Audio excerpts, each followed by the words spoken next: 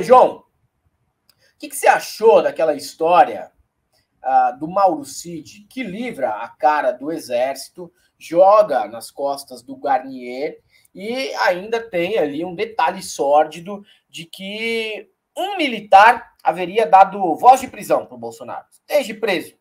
Esteja preso. Você acredita nisso, cara? Não sei, cara. Eu entendo a forma como você elabora a pergunta já denota o teu posicionamento, mas ele precisa apresentar provas. Claro. Talvez. Se ele tiver prova... eu acredito, se ele apresentar provas, é claro, eu dou o benefício da dúvida. É que eu acho quase, assim, impossível. Para ser bem honesto, levando em consideração os militares que estavam na órbita do Bolsonaro, cara, beira a impossibilidade, não é não? Eu entendo exatamente o que você está propondo, acho que pode muito bem ser o caso, isso que você está dizendo, ou seja, agora surge um roteiro interessante para, de alguma forma, aliviar para o exército, para criminalizar um cara que já tinha mostrado toda uma indisposição com o Lula, e esse aí vai de arrasta para cima. Pode ser. Agora, você sabe o que é complicado, Maldonado? Ao longo da nossa história, isso desde do século XX, desde da metade do século XX ali, já existe um racha interno no qual o exército tende a ser mais legalista do que marinha e aeronáutica. Existe materialidade histórica em cima disso, tá? Então vou te dar um exemplo. E eu já falei várias vezes aqui com vocês, na Galãs, com o Beze, contigo também. Quando o Getúlio se mata, em 54, isso cria todo um nível de instabilidade que fica aquele barata voa, manja? Fica todo mundo querendo botar a mão no poder, você tem Carlos Lacerda, você tem o Carlos Luz, que era o presidente da Câmara, você tem o Café Filho, que assume a presidência com a morte do Getúlio, enfim, você tem várias instâncias ali querendo organizar uma empreitada golpista, basicamente nos mesmos modos, claro, dadas as devidas peculiaridades da época e tal, mas muito parecido com o que a gente viu agora quando o bolsonarismo perde. Naquela ocasião, você tinha o Henrique Lott, que era um general que não era de esquerda, mas que era um legalista. O Lott organiza o que culmina no dia 11 de novembro de 1955, todo um processo de resistência que põe o exército basicamente contra a marinha e setores da aeronáutica. O Penaboto, que era um almirante e que em tese teria feito às vezes do que, eu digo em tese porque a gente não tem certeza que o Almir Garnier ainda carece provas. Claro. Isso tudo que o Mauro Cid está pontuando. O Penaboto era um almirante na época que faz a vez aí de Almir Garnier, que é esse almirante da Marinha hoje. Isso vai a um ponto em que eles colocam um cruzador, Tamandaré, lotado de oficial e de militar e tal, para de fato querer dar um golpe na marra. E o Lott chega a ordenar que se esses caras desembarcarem em qualquer lugar, seja em Santos ou no Rio de Janeiro, a gente vai abrir fogo, porque é melhor que essa tripulação seja eliminada do que começar uma guerra civil no país, que era isso que de fato aconteceria e resultaria na morte de provavelmente dezenas de milhares de pessoas. Graças a Deus isso não acontece, existe todo um processo de persuasão, de dissuasão, e isso não acontece. Então, tradicionalmente existe sim, Maldonado, essa tensão dinâmica entre golpismo e legalismo dentro das Forças Armadas. Inclusive, eu vou falar isso, en passant, num vídeo que sai no domingo. Boa. Vou falar sobre isso. Mas beleza, agora, continue. Não, o que eu quero te dizer é isso. Agora, não é porque existe materialismo histórico consolidado em cima disso que o que o Mauro Cid está dizendo seja automaticamente verdade. A delação, ela serve como caminho para a obtenção de provas. Ela jamais pode servir como provas em si mesma. É isso que está em jogo aqui. Então, se ele colocou isso, precisa ser verificado. Você tem prova para consubstanciar o que você está propondo. Esse sendo o caso, muito bem.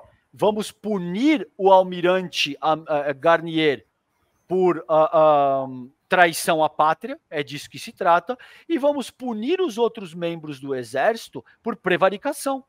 Porque esse também é o caso. O cara chegou lá oferecendo um golpe de Estado e vocês prevaricaram, isso teria que ter sido dado voz de prisão na mesma hora. Ah, mas eu ameacei e não fiz. Então você prevaricou, meu caro. Então você não cumpriu com as funções que estão constitucionalmente atreladas à tua posição de militar. E você prevaricou. E você também precisa responder na medida da lei. É isso que está em jogo, a meu ver. Sim, sim. Eu espero de verdade que isso não se torne uma nova anistia aos envolvidos na tentativa de golpe. Porque nós já vimos um filme parecido no passado, mas, ao mesmo tempo, César, há uma movimentação, há ares positivos, na minha visão, com essa história toda. Por quê? Porque mesmo o José Múcio Monteiro, o José Múcio, que é ministro da Defesa, ele disse que é preciso dar nome àqueles militares que teriam sido citados pelo tenente-coronel Mauro Cid na delação à Polícia Federal. O Múcio declarou que é preciso identificar os policiais, não, os oficiais, desculpa, para que as Forças Armadas possam tomar providências. Disse também que muitos militares não desejavam largar o poder por nada na transição do governo Bolsonaro para o atual presidente. O almirante Almir Garnier, comandante da Marinha durante o governo Bolsonaro, teria sido citado na delação do Mauro Cid como um apoiador de um possível plano de golpe de Estado. Múcio disse que, apesar, né, que apesar de tudo, espera que a CPI do 8 de janeiro e os ministros do Supremo mandem ao Ministério de Defesa os nomes dos militares citados por Cid. Em nota, o advogado do Cid, o César Bittencourt, informou que ainda não teve acesso aos depoimentos, mas a opinião, o posicionamento do Múcio, que sempre foi um cara meio da turma do deixa disso, do passapanismo para os militares, começa a ficar um pouco mais interessante. Ele quer nomes. Então essas pessoas estavam ali naquela salinha onde havia toda uma trama golpista, estavam. Então, quero nomes. A gente começa com nomes. E a gente vai investigar. Quem são essas pessoas? É o Garnier? Beleza. Garnier já é um nome. Nome dado. A gente não sabe se é verdade, mas é um nome dado. Né? O cara que deu voz de prisão ao Bolsonaro, quem é? Prevaricou. Por que prevaricou? Teve medo? Por que não seguiu adiante? Não fez uma denúncia? Por que parou por ali? Quem mais estava envolvido? Agora o Múcio também precisa esclarecer melhor essa opinião dele. Muitos não queriam largar o poder. Muitos quem? Quais os nomes? Quem eram?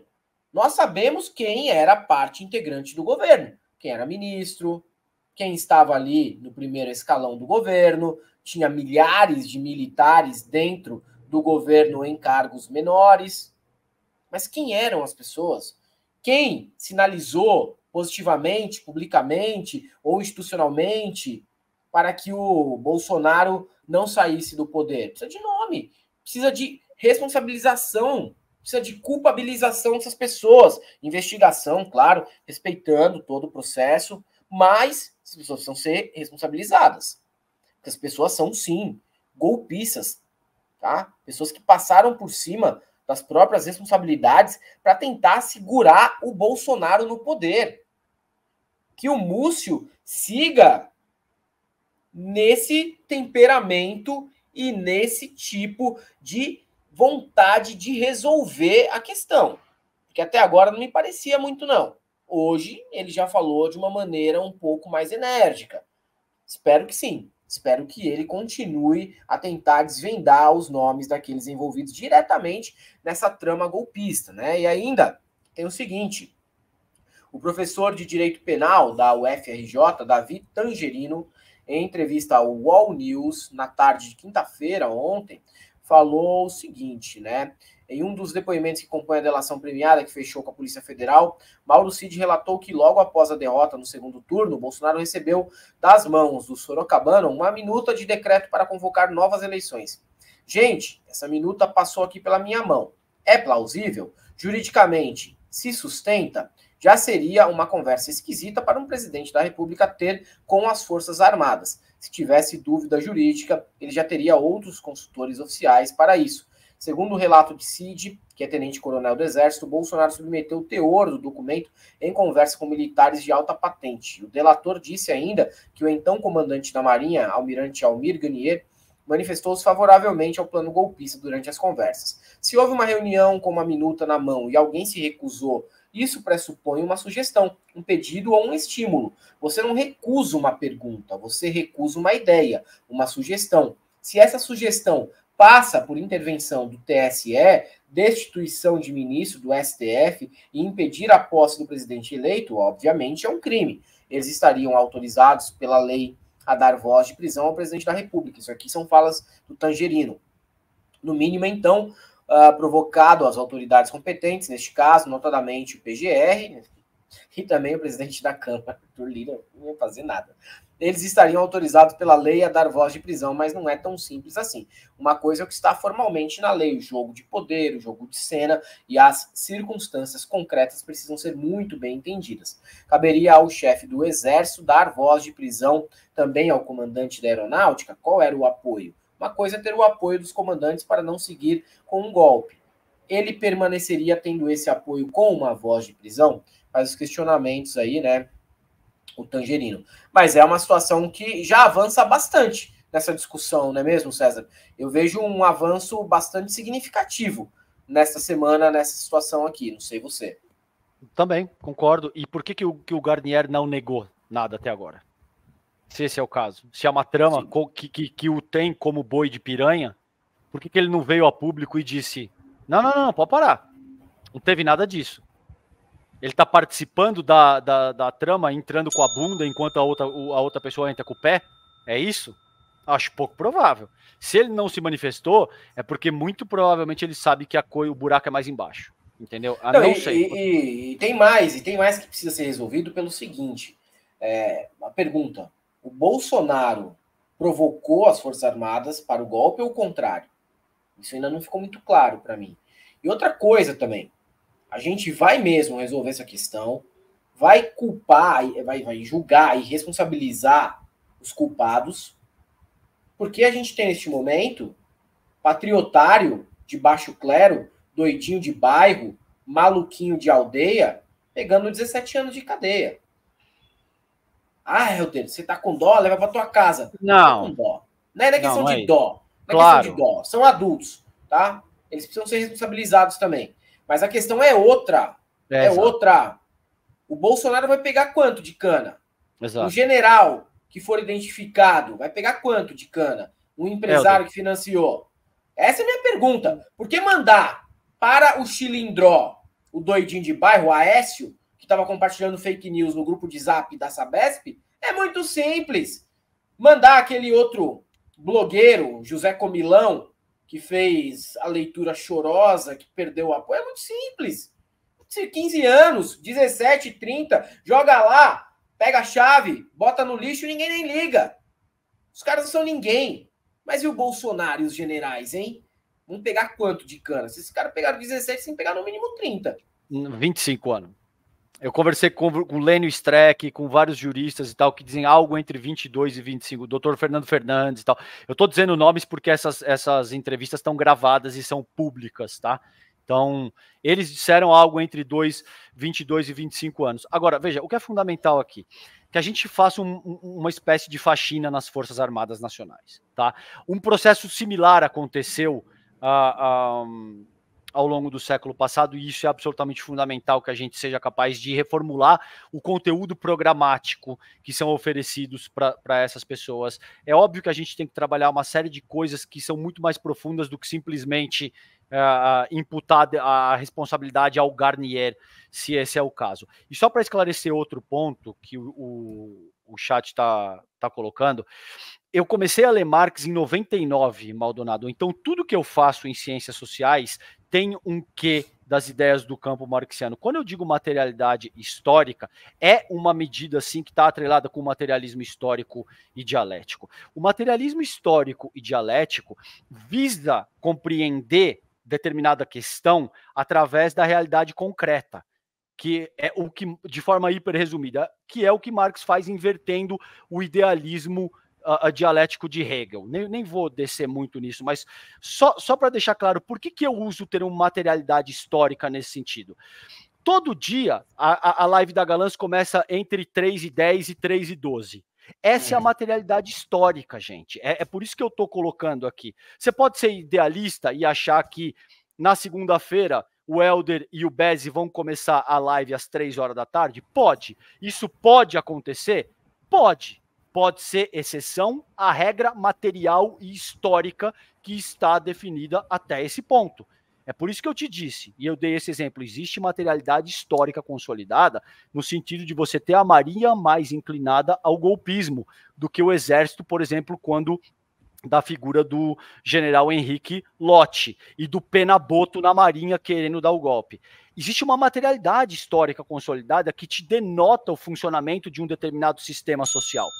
Isso não quer dizer que ela vai se repetir assim ad eternum? Não. Mas significa que se você se submete às ideias do campo marxiano, se você utiliza o materialismo histórico e dialético como ferramenta para compreender a realidade, você está inclinado a olhar que, veja, a live começa todo dia às 3h10. Você vai às 3h10 assistir a live. Você não vai chegar lá esperando que ela vai começar às 3 horas, porque existe uma chance gigante disso não acontecer. Era só isso que eu estava propondo quando eu utilizo as ideias do campo marxiano para estabelecer essa analogia que eu fiz aí, tá? Não, com certeza, não, com certeza. Não, e vamos ver, né, cara? São alguns blocos, né, de julgamento, tem também as pessoas que são acusadas de financiamento, né? Tem umas questões ainda a serem resolvidas. Algumas pessoas vão sim ser responsabilizadas, mas tem que ver a dosimetria da pena aí. Não dá só para o patriotário pegar 17 anos e o Bolsonaro ficar bonitão com uma pena de... Mas não vai ficar, né? Pelo que não você vai, falou aí de fontes bastante importantes, né? Pessoas que realmente são especialistas no tema. Então, eu confesso que acredito completamente aí nessa faixa de 22 a 25 anos e que o Almir Garnier não seja apenas o boi de piranha nessa história toda, porque ele não agiu sozinho. Isso dá para saber. Isso a gente sabe, não agiu sozinho mesmo, tá?